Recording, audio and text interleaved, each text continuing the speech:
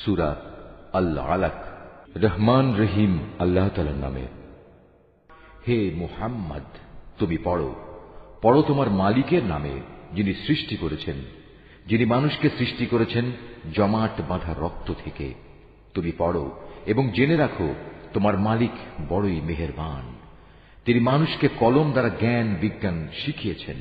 তিনি মানুষকে এমন সবকিছু শিখিয়েছেন যা তিনি না শেখালে সে কখনো জানতে পারত না। আর হ্যাঁ, এ মানুষই বড় হয়ে বিদ্রোহে মেতে ওঠে। সে দেখতে পায় তার যেন এখন আর কোনো অভাব নেই, অথচ এ নির্বোধ ভেবে দেখে না একদিন তার মালিকের দিকেই তার প্রত্যাবর্তন হবে। এই আয়াতটি যিনি তেলাওয়াত করবেন এবং যিনি এই আয়াতটির তেলাওয়াত শুনবেন, তাদের সবাইকে এখানে একটি সাজদা আদায় করতে হবে। এটা ওয়াজিব। তুমি কি সেই দাম্ভিক ব্যক্তিটিকে দেখেছ যে তাকে বাধা দিল আল্লাহর এক বান্দাকে যে নামাজ পড়ছিল?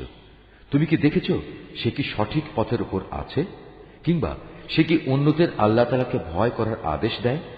সে ব্যক্তি সম্পর্কে তুমি কি মনে করো যে আল্লাহকে অস্বীকার করে এবং তার থেকে মুখ ফিরিয়ে নেয়? এ দাম্ভিক লোকটি কি জানে না আল্লাহ তাআলা তার সব কিছুই পর্যবেক্ষণ করছেন? কিছুতেই না। যদি সে এ থেকে ফিরে না আসে, তাহলে অবশ্যই তাকে আমি সম্মুখ ভাগের চুলের গোছা ধরে হ্যাঁচড়াবো। তুমি কি জানো সে কে, যার চুল ধরে আমি হ্যাঁচড়াবো? সে হচ্ছে আমাকে মিথ্যা প্রতিপন্নকারী নাফরমান ব্যক্তিটি।